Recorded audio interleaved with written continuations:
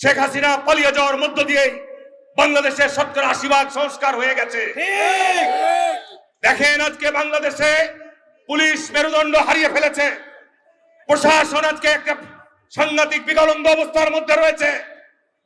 এরপরও বাংলাদেশের মানুষ ধৈর্য এবং সহনশীলতার মধ্য দিয়ে যে গত 15 বছরের চাইতেও বাংলাদেশের মানুষ এখন অনেক শান্তিতে আছে, স্বস্তিতে আছে। কি ঠিক না বেঠিক বলছি ভাইরা আমার? আমরা ধৈর্য ধারণ করে আছি।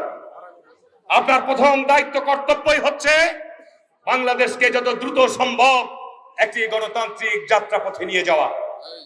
এর বিকল্প অন্য কিছু যদি পথ ধরেন, যে বিতর্ক জন্ম দিয়েছেন ক্ষমতায় থেকে আপনার উপদেষ্টা পরিষদের সদস্যরা ছাত্রদেরকে নিয়ে নতুন দল করার পায়তারা করছেন, এটি জনগণ কোনোভাবেই মেনে নেবে না, কোনোভাবেই এটি গ্রহণ করবে না। কি ঠিক না বেঠিক বলছি ভাইরা আমার?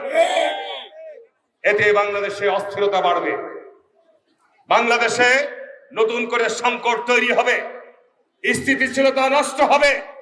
দয়া করে অনুরোধ করব, যারা সরকারের জায়গা থেকে দল করতে চান অবিলম্বে সরকারের উপদেষ্টা পরিষদ থেকে বেরিয়ে পড়ুন, বেরিয়ে পড়ুন, দল করেন। আমরা স্বাগতম জানাবো, অভিনন্দন জানাবো। জনগণ যদি আপনাদের গ্রহণ করে, কোন অবস্থাতেই সরকারের ছত্রছায়ায় সরকারের সহায়তা নিয়ে যদি দল করতে চান, বাংলাদেশের মানুষ আপনাদের পিঠের চামড়া রাখবে না।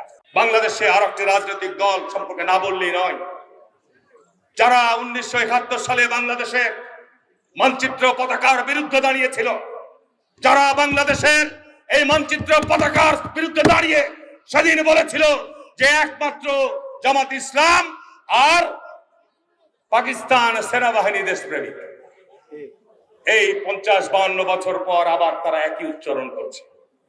তারা ক্ষমতা যাওয়ার সুশ্রুতি দেখাচ্ছে।